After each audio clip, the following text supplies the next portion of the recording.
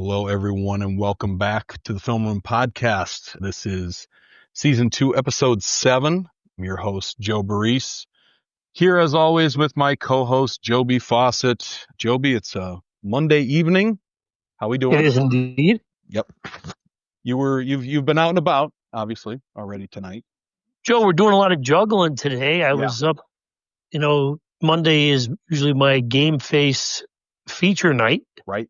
So did a little visitation at Lackawanna Trails football practice today. Caught a little bit of the 7th and 8th grade game that was played there between Lackawanna Trail and Riverside. And then as soon as I walk in the door, Joe, my email is flooded with Lackawanna League high school tennis results Yep. from this afternoon. So I had to quickly input those into the system. And here we are ready for a very engaging conversation with our Times-Tribune Athlete of the Week. Absolutely. And speaking of, I'm working on the girls soccer roundup as well. And we are joined for the second time in 2 years by Abington Heights girls soccer player Lilia Calvert.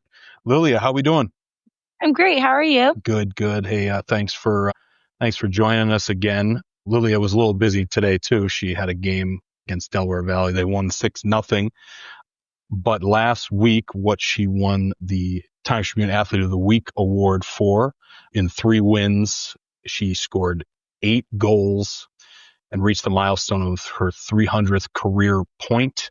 She had 2 goals in the 2-0 win over Mid-Valley, 4 in a 5-0 win over North Pocono, and 2 in a 2-0 win over Conestoga, which was the state Class 4A runner-up last season. Lilia, I know it's been, happening all throughout your career at Abington Heights. It's a testament to how good you are, but 300 career points is an insane milestone. What does this latest milestone, what do all these milestones at Abington Heights mean to you? I think that most importantly, it just reminds me of how much my hard work is paying off, and all of the time and dedication I've put into this sport is it's rewarding. It's a very rewarding feeling. And I think that leaving high school with so many of these accomplishments is such a good start to head into my college career with. So Lilia, listen, you probably were very, very busy throughout the summer. I don't know what your travel schedule was like, but how did all of that work over the summer translate into this, I guess, early part of the high school season for you in your final year with the Lady Comets? This summer, I actually joined a new summer team with Hex, the club that I play for, and it was called Hex Tempest, which I think really set me up for some success this season because I was playing with a lot of Division I athletes, women's soccer players. One of them actually went to Rutgers. She transferred to Lehigh this season, so I got to talk to her some about the program and stuff and what to expect. So that definitely was a benefit of the summer. Obviously, with how our season is playing out so far, you could tell that the amount of work we put in during preseason for our high school team is really paying off. We put in a lot of hard work during tryout week. We ran a lot of different running tests. We were in the weight room every Wednesday since June 25th. We started preseason June 25th this year, which is a lot earlier for high school, I'd say. So we've been putting in the work. Yeah, absolutely. I'm gonna kind of ask a little bit of a 2-part question. I wanna talk about, obviously I saw you play Valley View this year, and one of the things you kind of talked about in your Athlete of the Week interview with Scott was, I think he asked the question, are you aware that you're scoring that you scored almost all of your team's goals last week? And I really liked your answer in the fact that you credited your teammates for getting you the ball in good situations, and you just happened to be the one scoring. And there was in that Valley View game, I believe it was Allison Stanton who kicked a ball to you where you end up getting a penalty kick, but she put it basically where you could get it. You ran it down. It was a great play But what I want you to kind of talk about is the passing, your team's passing, and how that has really kind of helped not only you but the team. Well, obviously that ball by Allison was perfectly placed. I don't think she could have hit it in a better spot, honestly, because it was right away from the goalkeeper. It was right away from the defender. All I had to do was just get there and get in the box and hope for something to happen. So I'm glad you brought that up, because my team does deserve half of, or at least more than half of, the credit for the reason I'm scoring as much as I am. But the passing this season has just been so beneficial for not only me but for everyone, because we get a lead on a team early. Like in Conestoga, I scored twice in the first half, I think. Yep. And the second half, we held them the whole time, just passing. I think they barely had any ball possession, but we were content and we stay composed and we just passed the ball. And that's just how we've been playing. We get up on a team, we stay composed. We know that we still should score and we have chances, regardless of whether they work out or not. We still stay calm and we keep the ball. And I think that's such a huge benefit to have, because I know a lot of the teams just stress playing long balls and getting all these goals and stuff. But I think that our passing is helping us stay so composed and do well under pressure. I also want to follow that up, Joby. Go ahead, Joe. Apologies, Joby. I just want to also follow that up with another thing that, you talked about and I was able to witness as well. Your defense has been absolutely lights out with Morgan Davis in goal. I believe her first season. Talk about the importance of your, not only Morgan Davis, but your defense as a whole. I have been praising our defense for 2 years now. Even last year, I think our defense, it's so crazy, because you would never expect it. They work so well together. Their 1v1 defending skills are insane. I think that they lock down some of the best players in the state. I mean, we went against Mid Valley, who has an Ohio State commit, Sophia Getter. She is insane. She's so good, and she barely had shots on goal. Our defense just absolutely is so lock up.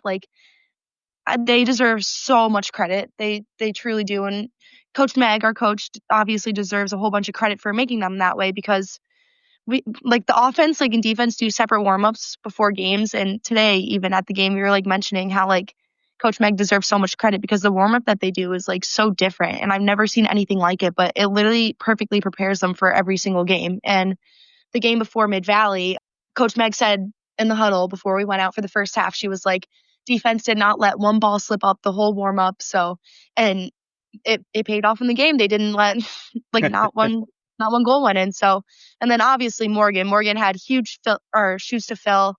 I mean, all of the girls have been joking on the team about how she's the Lindsay Tasker 2.0.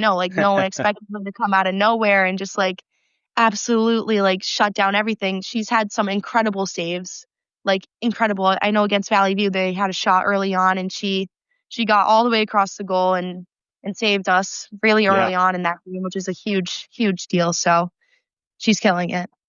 Well, so I heard Joe mention in his description of your performance last week, you played Conestoga Valley. How do those matches really help you, not only in your performance, but in your confidence as you play that level of skill in this part of your non-league schedule?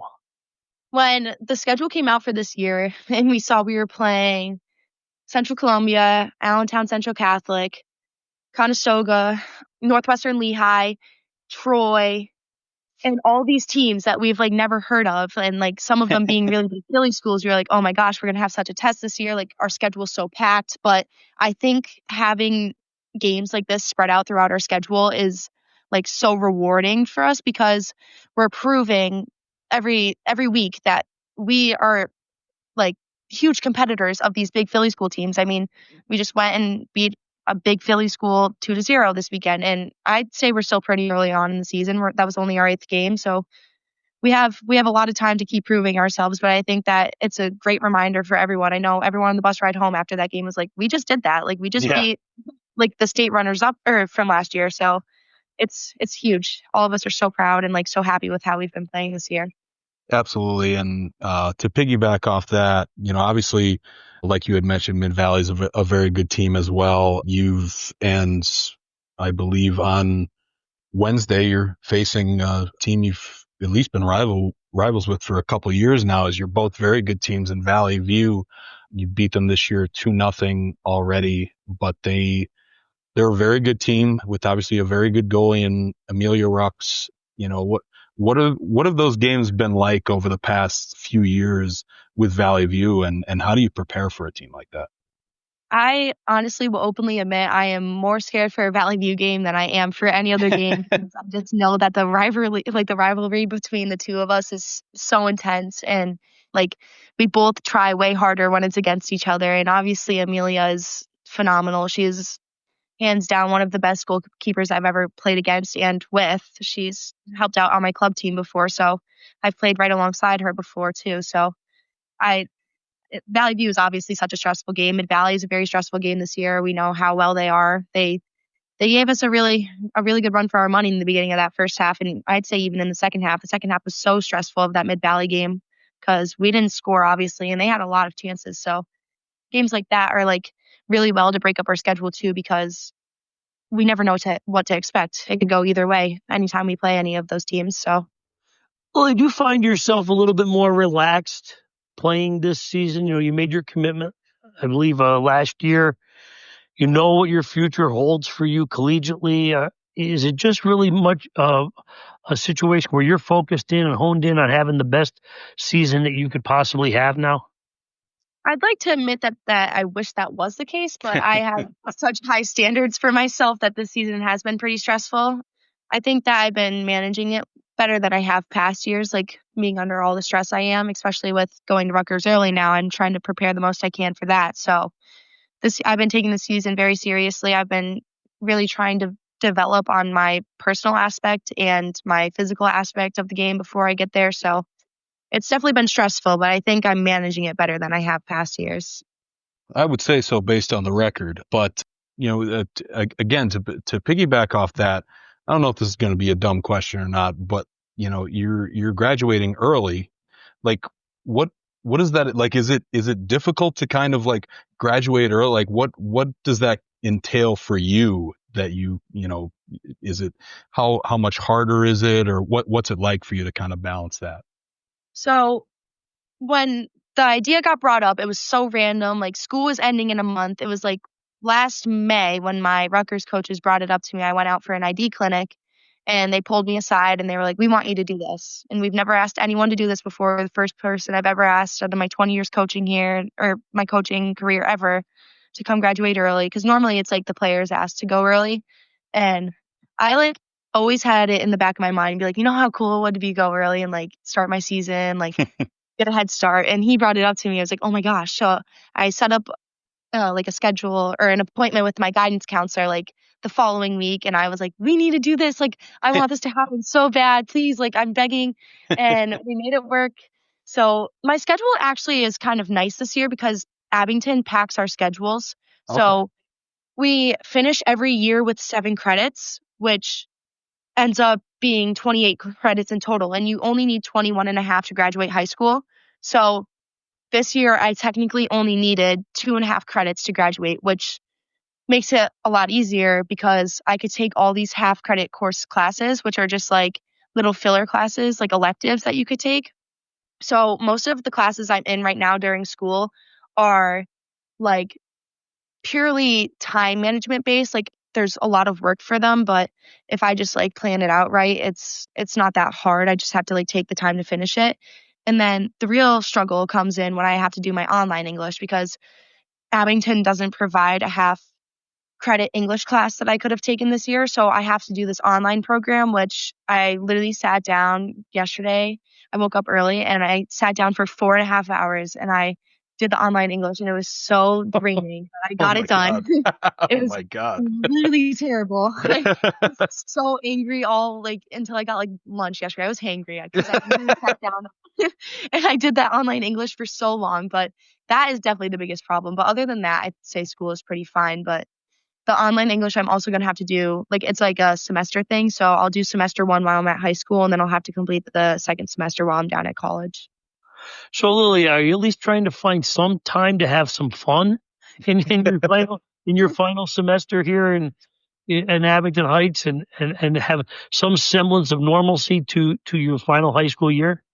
Yes, definitely. I mean, I play soccer with my best friends, so I get to see my best friends every single day, which obviously makes it a lot easier. I ride to school with two of my best friends and my sister to school. Like I go with them every single day to school. We get Starbucks or Dunkin' every morning. Like I still find time to have a bunch of fun and stuff, and I'm definitely enjoying this year. So Absolutely. That's great.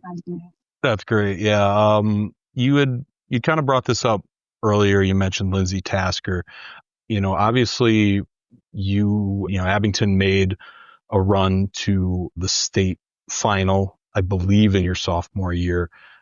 And obviously that year there was a great group of seniors. What did you learn from those seniors, and as leaders, and maybe what you've taken from them to be a leader now of your own, of this team? I definitely have mentioned this before, but that that group of seniors will forever be some of my biggest role models, let alone because the fact that I've played with them since I've been like 7 or 8 years old. Like they were my first ever like real teammates besides like rec league soccer. And I have traveled all over with them. We went to the same team down in Binghamton together. We made it all the way to nationals on that team. Like those girls will be, even though I don't talk to them as much now because they have their own lives and I have my own, they will be some of my best friends for forever. And pretty much all of them went to play collegiately. Like Lindsay's at Lackawanna, Maggie's at St. Francis, Maddie and Allie are at Misericordia, Claire's at Ursinus. Like all of those girls like are such good soccer players and also such great people. And I have learned so much personality wise and also skill wise from them. And I've had so much support from them, and making it that far, like that. I literally have said, and I will say forever, that I will never ever be on a team like I was on my sophomore year. Like that was truly like picture perfect. I couldn't have painted it better. Even though we didn't win the state championship, just making it there, like being the first team out of like our area to make it out of the first round of states and then go all the way to state championship and like even kill it. Like we had the game tied up 1-1 at halftime. Like that was not a very out of reach game. Like we could have had that seriously. And just being with them made the experience 100 times better. And I'm like so happy that they continued their careers academically and athletically in college, and they're all killing it. Maddie and Allie are killing it. All of them are. Claire started in her game the other day. Like I'm so proud of every single one of them. Well, I got to tell you, Lee, you have been one of the more impressive athletes. We don't always get a chance to get to know all of the athletes as well as we do when we have an opportunity to speak with you like this, as now a 2-time Athlete of the Week and guest here of Joe Baress's wonderful film and podcast. So you guys, you and your teammates, you say you're pretty close. You went out for a little dinner tonight. Is that right? Is those are the ways? Do you guys have team bonding? Yeah, we do a bunch of little team bonding things. This year we did a team hike. We did a team sleepover like we do every year. We have an annual team sleepover. We always do pasta dinners, primarily before bigger games. We all go to like someone's house and we get like Rosarios or Ametas, and we all eat and chill. And then today, after the game, one of the girls on our team, brilliant mind, she created a club at her school, and it's mini-thon. So like Penn State's thon, like club, she created a mini-thon for our school, and she got sponsored by Chipotle. So all of us went after the game tonight. Well, some of us went after the game tonight, and we all went and got some Chipotle bowls. Awesome. Very nice. Very nice. Lily, I'm going to ask one more question of you just to kind of encompass it all. Obviously your time at Abington is not done, but what has your time at Abington meant for you? I think besides the fact that it has been a huge learning experience for me and a huge growing experience for me, I think that I have made some of my best friends that I'll have for the rest of my life from Abington. And I think that the different list and different types of coaches I've had throughout the years have also gave me so much knowledge, and they have matured me so much throughout the years. I know my freshman year I was a little bit of a riot, but I'd say that I've calmed down a little bit now, and I've matured some, and I could give my coaches a huge credit for that because they didn't put up with my bullshit. So they definitely they helped me out with that a lot. And obviously, like, high school soccer is such a memorable experience for, I'd say, anyone. So being able to create so many like memories and school records and go to the state championship and hopefully make another run this year, like you said, my career isn't over. I have so many high expectations for this season. So obviously, I love everything about it. I love Abington, and I love the team, and I love the girls, and I love the experience. Well, we've enjoyed watching you play and develop, and certainly leaving a mark on the Abington Heights Lady Comets soccer program and the Lackawanna League, for that matter. I want to wish you the very best of luck. Hope you continue to have great success the rest of the season. Thank you. I appreciate that so much. Absolutely. Thanks, Lilia. We appreciate it. Of course. Talk to you guys soon. Talk to you soon. Thank you. Bye-bye. All right. That was our Times-Tribune Athlete of the Week, Lilia Calvert of Abington Heights. Joby, we've talked extensively about Lilia, and she's obviously earned it, but I want to quickly say that, this is a person who's going to Rutgers, as you had mentioned. That's where Carly Lloyd went, and we know how her career turned out. You've got, she wants to go pro. That is her, that is her goal. And she is, there's nothing that I've seen that she can't do it. No, Josh, she's going to have a great career. There's no question about it. She's a very hard worker. She's extremely talented. She's certainly going to go down as one of the best, if not the best, female soccer player we've had here locally. Right. So, the sky's the limit for any athlete who has the kind of grit and determination, but more importantly, the talent that she has. She's a tremendous athlete. She was a multi-sport athlete before she really kind of honed in on the girls' soccer. She was a tremendous asset to the Lady Comets track and field program in the spring before taking last year off. And look, she's terrific, Joe. And, just in listening to her speak, she's extremely intelligent. Yeah. Okay. She is, and you can hear in her answers and in her response to some pretty interesting questions there. She is focused on what she wants out of her future, and she's going to go for it. There's no question about that. Yeah, it really felt like we were talking to a professional athlete, honestly, Joe, by the responses. Maybe in the long run, we have spoken to a professional athlete. Exactly. I hope so. And a lot of our athletes do also give credit, no matter how good they are, to their team. But this is a very, very good team, Joby. They haven't allowed a goal. Yeah, Joe, you're going to have your hands full moving forward. You know it. So yeah, we'll see the rest of her Abington Heights career, and obviously her career down the road. Wish her the best. Joby, there were a lot of really, really good performances this week. That was not 300 career points in soccer was not the only milestone. You had mentioned last week, I believe, on the pod, Addison Kilmer reached her 500th career kill. Yes. We also had Mia Summa of North Pocono volleyball last week, surpassing 665 kills, which I believe she already held the North Pocono record for the girls, but she also surpassed Eli Londo, a 2005 graduate, his program record of 658 kills. So congratulations to Mia. We also had another Mia Peregrine of Old Forge Soccer. She's been on a tear lately, scoring 16 goals in her last 4 games, including the 50th of her career. But last week she had 5 goals in a win over Elk Lake and 3 goals in a win over Forest City. Just a couple of football ones too. We'll get to that, but Kevin Vincent of Holy Cross Football had 219 yards rushing and 5 touchdowns on 11 carries to lead the Crusaders to a 54-22 win over Como Votek. We also had an 18-yard catch, and in a loss, a game that you were at, I just thought this stat line was insane. Gavin Anders, 17 catches, 237 yards in a loss to number 1 North Pocono. And we'll get more on that game later, but I just thought those stats were insane. So those were some of the performances from last week.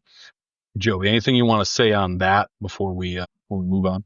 I want to make it perfectly clear to our listening audience, Joe, for those who think that we have lost our marbles.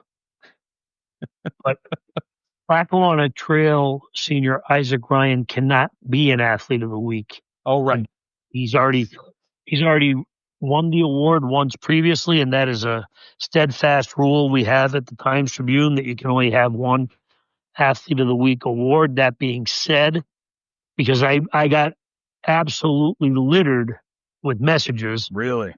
That Isaac Ryan should be the athlete of the week. And, Joe, he really put on an incredible performance on Friday. I was glad I was on site at Spartan Stadium to see it.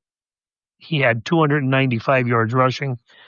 And Joe, you know the kind of guy I am, right? So when I came home and I did the statistics and I got to 295, I desperately went back through my play-by-play to see if I missed 5 yards.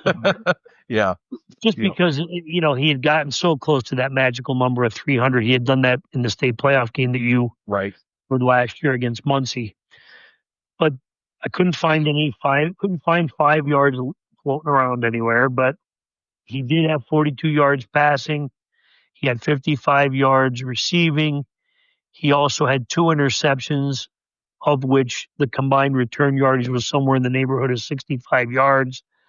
So I would like to say that a close to a 400-yard total performance by an athlete is pretty impressive. He had 5 touchdowns and a field goal for good measure. So, so everyone who thinks that we've lost our marbles and how can we not honor Isaac Ryan as the athlete of the week? He cannot be the athlete of the week twice. Right. Well, I'm glad you brought that up because that's the only reason that I didn't say his stat line. We're looking at other athlete of the week candidates from this week.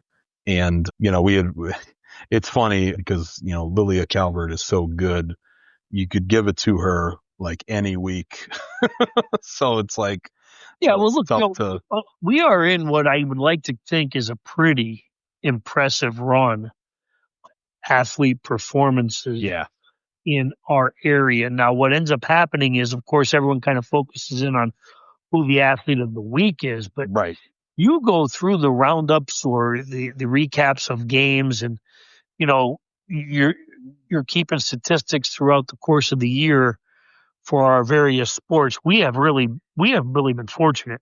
Yep. We have some tremendous athletes so far this school year.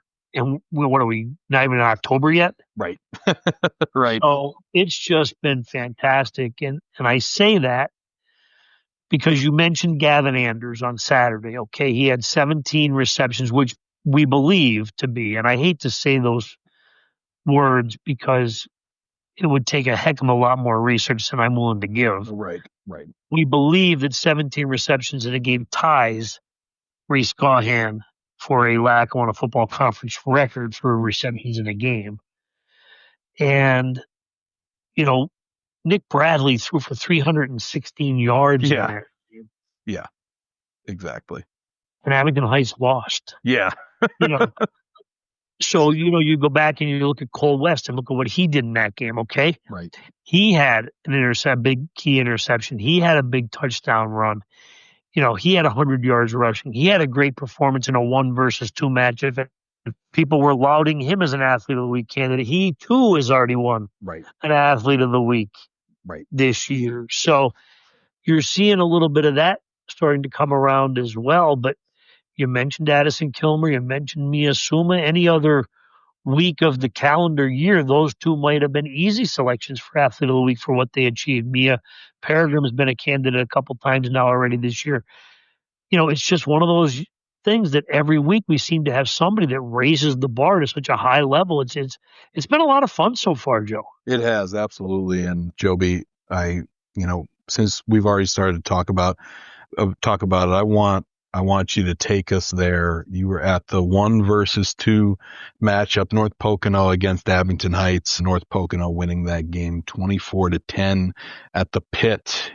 Joby, well, first of all, again, kudos to your top 10 preseason top 10, which had North Pocono at the top. They have they've made you look good so far this season. But tell me about that. Tell me about that matchup. Joe, I'm not going to lie to you. It takes a lot of work for somebody to make me look good. But that being said, I just had a feeling. I looked into my Pocono schedule and the talent that it had coming back, and the performances that North Pocono had last year when healthy. Yeah. And I thought, look, here's the situation. Anytime you have a lot of experience coming back, you have a big senior class, you have a veteran quarterback, a guy who's got a lot of snaps under his belt, been in key situations. The team won an Eastern Conference playoff game last year over Hamburg in impressive fashion. And I thought they certainly have the talent to be at least considered one of the top 2 or 3 teams, okay? I did go a little bit on a limb to pick North Pocono as my preseason number 1, but clearly they made me look very smart on Saturday. Joe, the atmosphere, very, very interesting. It's still September, and, we're at week 5, midway point of the regular season. The sun was out. It was 75 degrees. Both bands are very impressive from North Pocono and Abington Heights. In fact, so impressive and so loud down in that common stadium that is, in that pit there in Clark Summit that, North Pocono's band was asked to stop playing when Abington Heights had the ball. And, and then of course we had the bands kind of trying to outdo each other with volume and everything. It was pretty neat. And the game was extremely competitive, Joe. I was mentioning to someone today that, Abington Heights had a late drive. It was, had an opportunity to make it 24-17. And Cole West, of all people, broke up a pass on a 4th down play at the goal line. And I think 24-17 might have been a more representative score of how close the game was. Right. But North Pocono, to its credit, had a couple of nice stops, had a great response to a drive where Abington Heights had scored to pull within 17-10. Joe Brisky, who we know and we have noted several times has been battling some injury problems throughout his career, but he's an extremely explosive running back. He finally he had kept, 2, 3, 4-yard carries, 5-yard carries. And Abington Heights is a swarming defense where it bends a little bit, but boy, they have such good team speed. They kind of collapse on a running back and make those longer runs extremely difficult on a running back. And Brisky ripped one off for 38 or 48 yards. I don't remember the exact number, which is hard for me to believe, but he put them in position to score that late touchdown to make it 24-10. And Abington Heights again subsequently drove down and were denied. But it was a really exciting atmosphere to be in, Joe, for high school football, regardless of where these two teams end up at the end of the year, contending for championships or whatnot. It was really fun for a midseason game to have that kind of a pressure-packed situation. Everything is very, tough when you're trying to win that Lackawanna Football Conference Division I championship. I don't know, if you lose one game or you lose 2 games. If you lose 2 games, you're probably going to be out of it. So it was a big game, and it was well played on both sides of the football. I thought both teams had great intensity, great spirit. There was a packed house on hand. So it was a pretty impressive matchup, and both teams responded to the pressure of 1 versus 2. And it'll be interesting to see where both of them now carry on for the rest of the season. Absolutely. And I was going to mention, I don't want to say you always have to do this, Joby. You have to reel me in, but I'm going to reel myself in. We're only halfway through the season here. North Pocono's got to play teams like Delaware Valley, Scranton Prep, Dallas, Valley View for the rest of the season. So, we'll see. We'll continue to see where they stand, but they have had a hell of a start to the season. I was able to see Scranton Prep for the first time this season. That team is much improved, and Will McPartland is probably the best player in the league. I was going to say, I think I was able to see the Will McPartland effect, who could do, whatever he wants. Had some really nice deep balls down the field. They're the prep defense. Probably the only thing that slowed them down was some bad penalties that I'm sure Terry Gallagher will fix. It's funny too, like hanging on the prep sideline. You know, you get to see, I mean, not to say that any of the coaches are, you know, we've got very smart coaches, but listening to Terry Gallagher, he's a very smart guy, Joby. I know you know that, but he just like, even in the post game interview, I'm talking to him and he's saying things and I'm just like, Jesus, this guy's mind works at like, you know, 200% of the speed that mine that mine does. Joe, give yourself a little bit of credit, but yeah, no, Terry's a very intense guy, and he's a very intelligent coach. Billy Pasqualicchio, the offensive coordinator, is a very good coach. They have a great staff there at Scranton Prep. This team, if you remember me saying early on, Joe, and people forget that I had Scranton Prep as the preseason number 2 team behind North Pocono, Right. and basically because there was a little bit of caution in putting Scranton Prep ranked too high, because I knew Will McPartland, the likelihood of him playing in those first 3 or 4 games was not great. Okay. And without him, I just thought you do take a little bit of a step back because you lost a bunch of all region linemen and all state caliber kids. And it does take time for new kids, regardless of how talented they are, to get adjusted to the speed of the varsity game. And Scranton Prep was playing that extremely challenging schedule that included a road game against Valley View, the home game against a very talented Loyola Blakefield team out of Maryland, and that outstanding team, Canisius from Buffalo. And that was going to be tough to navigate, even if Will McPartland was 100%. Right. Just because of the inexperience that Scranton Prep was putting out there. But knowing the work that the coaching staff was putting in with this group, and having been there during my tour around the camps, I was very impressed with how quickly some of these players were picking up the schemes and learning about the intensity that Coach Terry Gallagher demands of his players. And that's showing up now with the return of Will McPartland. And don't forget, Joe, this was a team on the cusp of going 0-4. Right. Yeah. And essentially a second loss in Division I would have eliminated them from defending their championship in the division, okay? Right. And you learn a lot about a kid and a team's character when they are in a desperation type situation. And Scranton Prep played that game against Delaware Valley in the second half with the heart of a champion.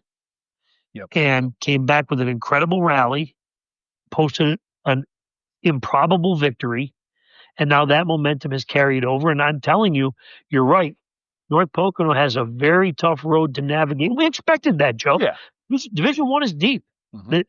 The top 4 or 5 teams in that division are extremely talented. Yep.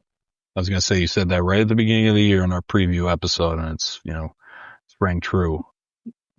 Joby, what I do want to, I want to compliment you because you wrote a column / notebook that was online in our e-edition on Monday, and I really enjoyed it.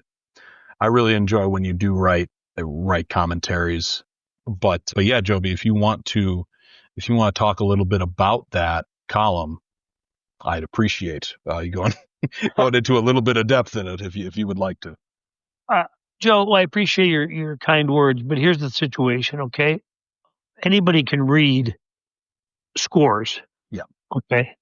And look at them and kind of blow things off as, just domination. But what often gets misconstrued by fans who aren't necessarily in attendance for these games, this is not professional football. Right. Okay. Right. You see a lopsided score. Now, granted, that can happen once or twice where you have 2 very good teams.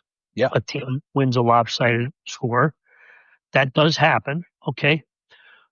But until you see it up close and personal, okay, you see it on the field, you see it actually happening in live time, it doesn't really hit home.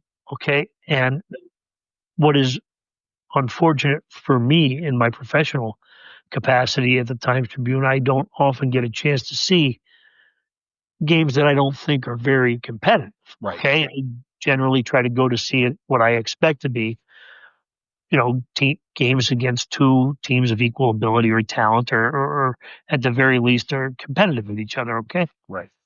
Now, Joe, in the bigger picture, Montrose has been desperately trying to keep that football program alive. Right. Okay. It has a great history. People may not understand it because we're all living in the moment. And over the course of the last 15 or 16 years, things have not gone very well for Montrose. And don't forget, that program is fighting an extremely challenging demographic, okay, in Susquehanna County. And it's, families are just spaced out in a much greater geographical location, okay? Mm-hmm. It's really hard to build that team tight camaraderie that a lot of these other schools have, okay? On top of it, people look at Montrose and say, well, they're Class 3A. Well, they're not Class 3A. Right. They're only Class 3A because in order to field the team, they co-sponsored the sport with Elk Lake. Right. Okay. This was a mismatch on Thursday night against Riverside, and Montrose faces this situation a lot. And I just think what Montrose needs to do is, and it already plays an independent schedule, okay, so that's step number one. Step number two is now you have to give Montrose the ability to kind of just go out and try to find 6 or 7 teams that are in a similar situation that they're in.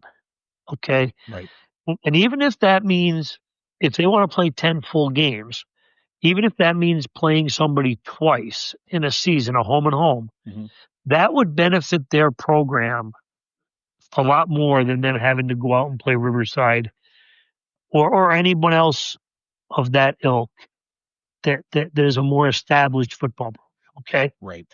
And I would argue the same would go for Holy Cross. Now, Holy Cross is going to, administration, Ben Tallarico, a great principal and a good friend of mine, mm-hmm. is going to fight back a little bit on that. He wants to maintain his participation in the Lackawanna Football Conference, but look at the evidence from this year.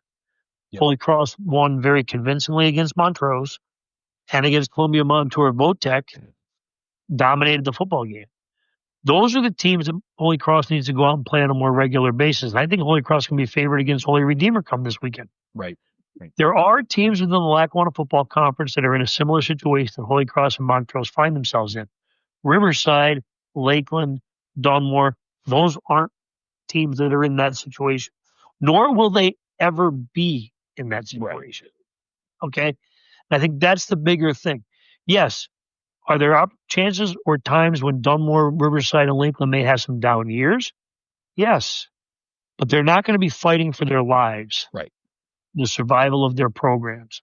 And that's where I think the situation that Montrose and Holy Cross are in. So it's going to take a lot of hard work on both of those, certainly in the Montrose administration part of it. But I had a chance to speak with the principal up there at Montrose. We had a great conversation on my way back to my car. And that's the goal at Montrose now is to they have a couple of games here later in the year. They hope to be a little more competitive. Now, the bigger problem is for the Montrose kids is they suffered a lot of injuries in that game. Right. Right. So they're going to have to get some bodies back on the field and we can go from there. But Joe, hey, listen, I'm not going to lie to you. I wrote that column. It came from my heart because I really would like to see Montrose be able to keep its football program. But I also see the other side of it is if Montrose goes out and plays 10 teams that are, in their similar situation, and Montrose ends up at some point having a pretty decent program or a decent team and ends up 8-2 and takes a playoff spot, then we get into some tricky waters there. True. That's true. But let's this phrase isn't used enough. Let's use some common sense. Okay? Yeah. Yes. Let's try to promote the sport at the very least and not try to kill it. Yes. And I think there are ways that if the Lackawanna Football Conference officials and District 2 officials kind of sit down, and it's going to take a little bit extra work than they're used to, but they certainly can handle it. Mike Ognoski, Danny Digwood from Riverside, these are good quality people. And, and I think the people at Montrose mean well, but it's time now. In the bigger picture, we certainly could have found a way for Riverside to play someone in the Lackawanna Football Conference Right. in week 5 of the high school football season rather than playing a non-league game against Montrose. Now, what I will say, Joe, is extremely hospitable up at Montrose. There was a lot of energy in the stadium. A lot of that had to do with the fact that Penn State head coach James Franklin was there in attendance to see Tavion Branch. And believe it or not, Joe, I got a chance to speak with James Franklin on the sideline for a little bit. Nice. I am good friends with Mike Mancuso, the former Carbondale area standout wide receiver who was a record setter at East Stroudsburg and James Franklin's best target when the two played at East Stroudsburg University. So I had mentioned that to Coach Franklin on the sideline, and we got a little selfie picture taken together, and he sent it to Mike Mancuso, and it was nice to meet him. He's a really, you can see he's a real personable guy. You can see how players and young athletes gravitate to him, and he was shaking all the little kids' hands and signing autographs, and he was there with a state police protection brigade, and so even though I felt awful for the way that things ended for the Montrose players, it was certainly a pretty unique experience having James Franklin there, and it was neat to go up there. Absolutely, and just my 2 cents. I had brought up, obviously, in week 1, Dunmore wearing the Guardian caps, and what you're speaking of is more along the lines of what I was trying to say in week 1. I mean, when I first started and I was working, even when I was working in the obituary department and sports would need a hand, I would end up being sent to some of the, lesser competitive games and some of the overmatched teams, some of the hits that were just being handed out.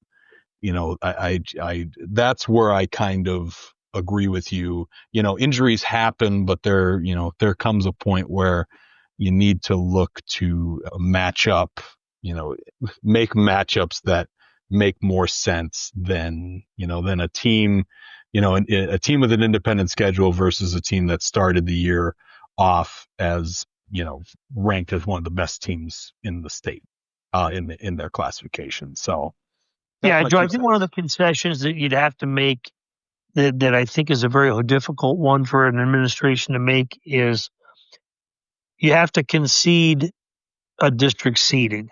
Okay. And that's always a hard thing to do, because what if, for example, we look at the Lackawanna Trail Mid-Valley game on Friday night that I was at. Okay. Mm-hmm.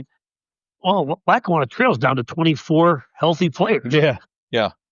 Now their 24 are better than most, but sure. Yes, exactly. But if you're going to argue that Montrose with a roster of 28 or 29 kids and they get a bunch hurt can't continue, right? Well, what do you do about Lackawanna Trail? Because Lackawanna Trail isn't getting anyone to soften their schedule. They played out of the first 5 weeks, they played 4 Class 3A opponents. That is true. Yes. Exactly. So how do you find that happy medium? Right. So, and look, Lackawanna Trail has a decades-long tradition of excellence, right? Right. I will tell you, based on what I know, the inner workings of Lackawanna Trail's roster, there's going to be some tough seasons ahead for Lackawanna Trail. These things do go in cycles. Right. So you're in a tricky spot when it comes to playoff spots. Like, are you going to say, okay, Montrose, you can go out and seek your 9 or 8 or 9 games, but then you have to kind of concede that playoff spot, or you have to say, well, our power rating has to reflect the fact that we don't play in a league. Right. Okay. So how do you get that formulated into it? Those are questions I can't answer. And that would probably apply more to Holy Cross. Right.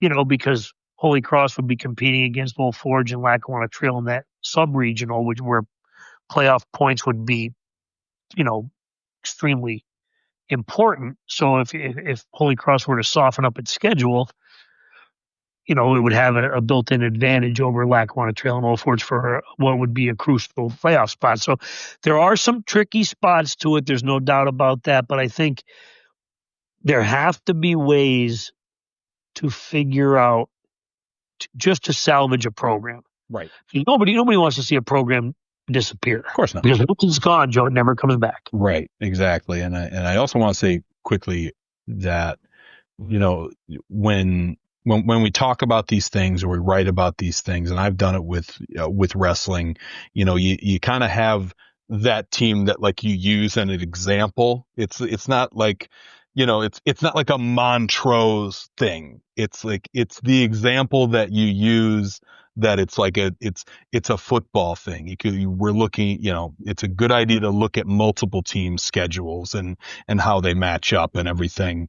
So, hopefully nobody read that and, felt that it was just like, why'd you call it Montrose? Oh, no, listen, I don't think anybody, even in the Montrose community, I think it's been well received even from them. I think Good. that community itself is trying just to salvage the program. Yeah. Right? Yeah. Again, don't forget, Joe, Chris Snee played there. Exactly. And he was pretty good. He's got some hardware. Yeah. I mentioned in my column, maybe the next Chris Snee isn't walking through the doors just yet, but Right. he did at one point, and that team was pretty good he played on back then, and they were very competitive back then. Exactly. So, Exactly. It's just we're in a very, very tough spot here, Joe. Yep. I just hope we can get to we're into the next 2-year cycle already. This schedule has to get put together by February. Right. Exactly, Joe. Exactly. Sand is going through the hourglass, my friend. Right. Much like on this podcast. You're not kidding. Yeah, we are running low on time, but I really did want you to talk about it. I thought it'd be an interesting conversation. So thank you for going through that. I do want to touch quickly on, soccer this week. Obviously, we talked to Lilia Calvert. A big game on Wednesday for Abington Heights. As I'd mentioned, they're playing Valley View. They're the top teams in Division I. Abington won that first game 2-0.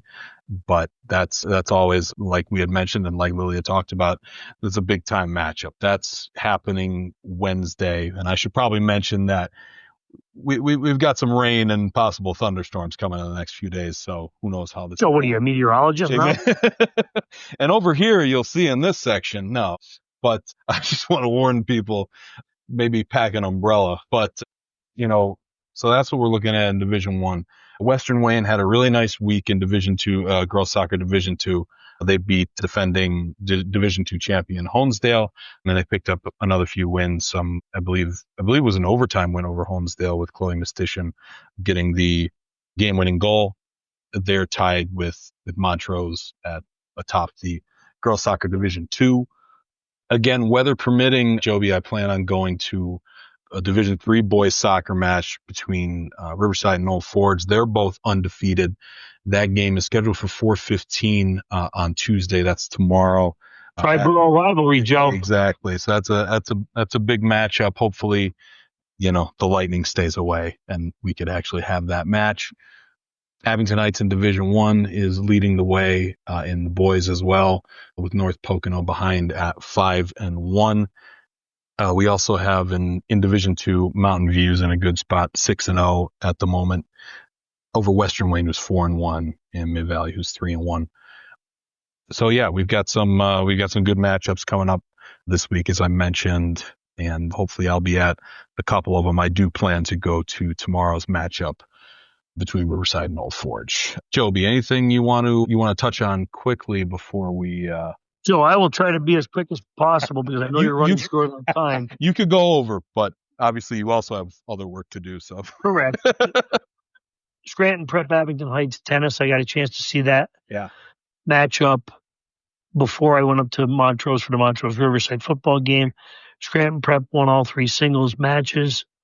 Lily Langell, Emma Cook, Hannah Laco, victorious in straight sets. It was a very intense girls tennis match, and Scranton Prep has all but wrapped up the Lackawanna League championship for a 4th consecutive season. So congratulations to the Classics, and congratulations to Abington Heights too.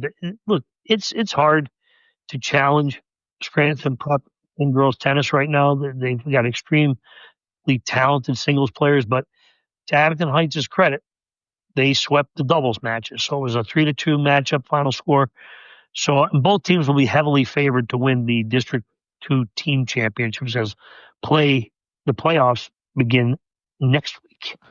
Absolutely, Joby. And I do also want to mention quickly, kind of some bigger news out of the wrestling community. Some some all-region wrestlers, some state medalists are are already at Wyoming Seminary now. Michael Turry of West Scranton, Sam Almedina of Mid-Valley, and Abington Heights, Jake Chavone. They are now at Wyoming Seminary, obviously a powerhouse national program. When it comes to Michael Turry, obviously that family's always been great and easy to deal with. So I'll be the only disappointment I have is that I won't get to see, much of his senior year, but obviously wish him the best. It's a great opportunity for the Cornell commit. And Sam Almedina, just stellar freshman season, finished 6th in the state, and Jake Chavone, a state qualifier in his freshman season. So obviously still be watching their careers. Selfishly, I'm disappointed that they won't be in District 2 and I won't get to see as many other matches, but great opportunities for them as well. And Joby, I think that probably about does it for us, unless you want to touch on anything else. I'm good, Joe. I'm going to try to get some stuff to work done here tonight. I mentioned coming up on Friday. We have some good matchups again this week, Joe, and I think I'm going to be, believe it or not, traveling to see Abington Heights and Delaware Valley on Saturday for the 4:00 Warrior weekend game. Oh, boy. Which will put an extreme dent in my ability to watch Penn State take on Oregon Saturday night. That's right. I cannot believe Keith Olsemer, a Penn State alum and former all Big Ten tight end, had Delaware Valley schedule a 4:00 kick for this Saturday when he knew Oregon and Penn State will have the whiteout. Absolutely. Joby, that's just that's egregious. Just egregious, right? Joe, the only thing I'll say is, and I'll keep this quick and brief, with the new deadlines, I can come home after the game now. That's true. And I won't be too rushed. Right. I'll be able to write coherent sentences and watch the game at the same time. Absolutely. There we go. And again, follow us online, the Times-Tribune.com/sports. Follow Joby's page. He'll share all the high school stuff. Joby, Fawcett, the Times-Tribune, Times-Tribune Sports. Joe, huge traffic on the Facebook page for videos this week. Yeah. How about that tearjerker of a story I gave you last week on our good friend Kobe White from Honesdale? It was a great story, Joby. I mean, that was just a great story. Grateful to Kobe White for opening up, and I really thought you did a really, really nice job with it. Absolutely. Great young man. Absolutely. So yeah, follow us there, Times-Tribune Sports on Facebook and on Instagram. We'll have some highlight videos and some other stuff as well. So, and pick up Game Face. It's Friday, every Friday. I'm holding up Joby right now, actually, from working on Game Face. So we're gonna call it again, my friend. Thanks so much.